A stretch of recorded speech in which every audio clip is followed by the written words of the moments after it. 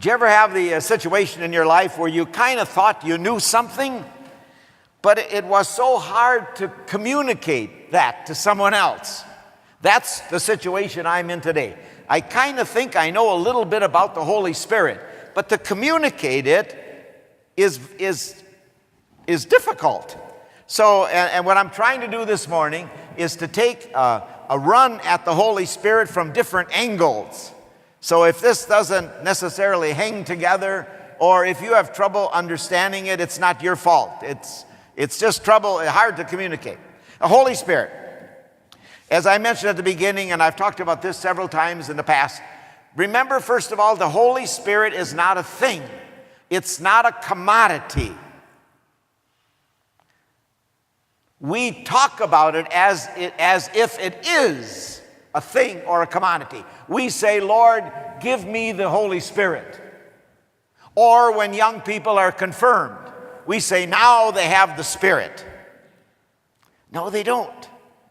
Because it's not a thing. Think about wind. I mentioned it earlier. Wind is invisible. We see the effects of wind, but you can't see wind. It's not a thing, is it? Even though it has great power at times. You know, we've all read stories about things that happen during tornadoes. I just read a story that during a tornado, the house was completely destroyed, but the family dog was up in the tree unhurt. And you all know many stories like that. The power there. Okay? Now, the first reading talks about the disciples receiving the Spirit. The strong wind in the room, I already talked about that. Tongues of fire, like we have here. Perhaps it's a way of speaking. Have you ever talked to somebody who was really enthusiastic about something? What did you say or think? Wow, that person's on fire. Maybe that's what they're talking about. That we can be on fire. We talk about pep rallies in high school or college. The cheerleaders will say, do you have that spirit? Everybody says, yeah, I got that spirit. But again, it's not visible, is it? That's what I think we're talking about today.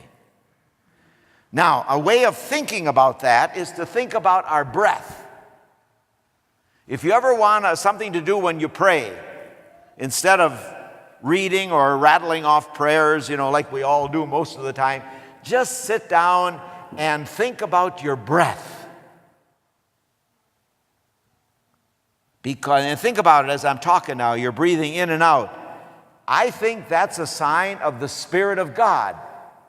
I'm also inclined to think that that breath is God.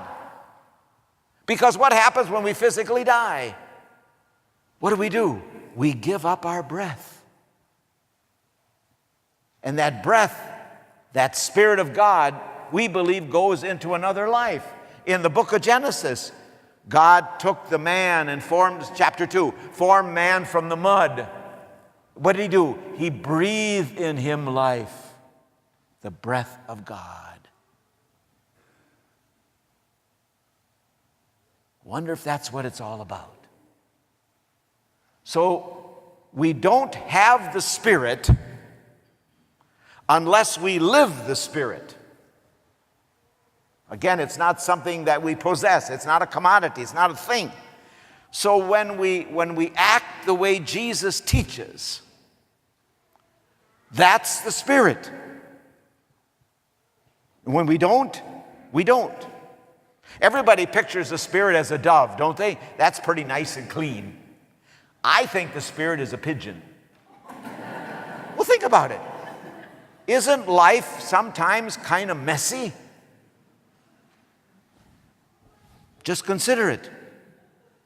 Now, how do we live that Spirit? Okay, the second reading, Galatians today.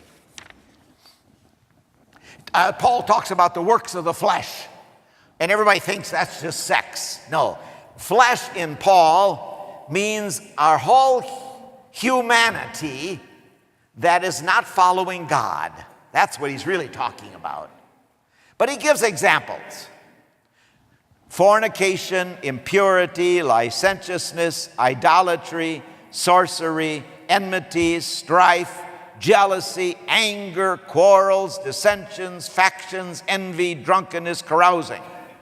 Those are all evidence of a person not living in the Spirit. Why? Because all of those qualities are qualities of living for ourselves and our own desires and our own pleasures. When we do that, then we don't live in the Spirit. Because again, it's not a thing, it's the way we live, the way we breathe and think and act all day long. And if you have the Spirit, then Paul says, the fruits of the Spirit: love, joy, peace, patience, kindness, generosity, faithfulness, gentleness, self-control. Because those qualities are other-directed, not self-directed. So when we live for ourselves and our own desires and pleasures and wants, then we're in the flesh, we're not in the Spirit. And when we live with a greater concern for others than ourselves, then we're in the Spirit, and then we live in God. That's what this is all about. Pray for the coming of the Spirit, yes, but not just for it coming, but that we could live it. In the other reading, it talks about no one can say Jesus is Lord except in the Spirit. You've all heard that. We're not just talking about saying words. We're talking about living that Jesus is Lord. So look around our society. Look over human nature. Because most of the time we're tempted and inclined to live in the flesh, to live for our own selfish pleasures. We're not inclined to live in the Spirit because it demands a spirit of self-sacrifice. The problem, at least that I encounter in my own thinking, is that I wish the job was finished. Don't you think that? I wish that finally we could make our society all very Christian and then we would be done. It's never done. Every generation has to bring that Spirit into our world by those of us who want to live in the Spirit, because not everybody wants to live in the Spirit. And as I've said so often, if your opinion goes along with public opinion, be careful, because I don't think it's of God. I always end with this little thing. Most of you have heard it before, because I think this exemplifies what I'm trying to say. It's a memo to Jesus, the son of Joseph, from the Jordan Management Consultants. Dear sir, we thank you for submitting the resumes of the 12 men you have picked for managerial positions in your new organization. All of them have now taken our battery of tests. We have not only run the results through our computer, but also arranged personal interviews for each of them with our psychologist and our vocational aptitude consultant. It's the staff opinion that most of your nominees are lacking in background, education, and vocational aptitude for the type of enterprise you are undertaking. They do not have the team concept. Simon Peter is emotionally unstable, given to fits of temper. Andrew has absolutely no qualities of leadership. The two brothers, James and John, placed personal interest above company loyalty. Thomas demonstrates a skeptical attitude that would tend to undermine morale. Matthew has been blacklisted by the Jerusalem Better Business Bureau. James, the son of Alphaeus, and Thaddeus definitely have radical leanings, and they both registered very high on the manic-depressive scale. But one of your candidates has great potential.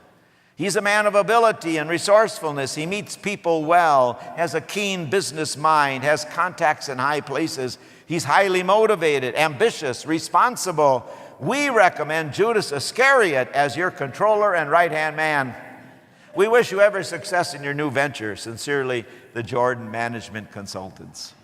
Come, Holy Spirit.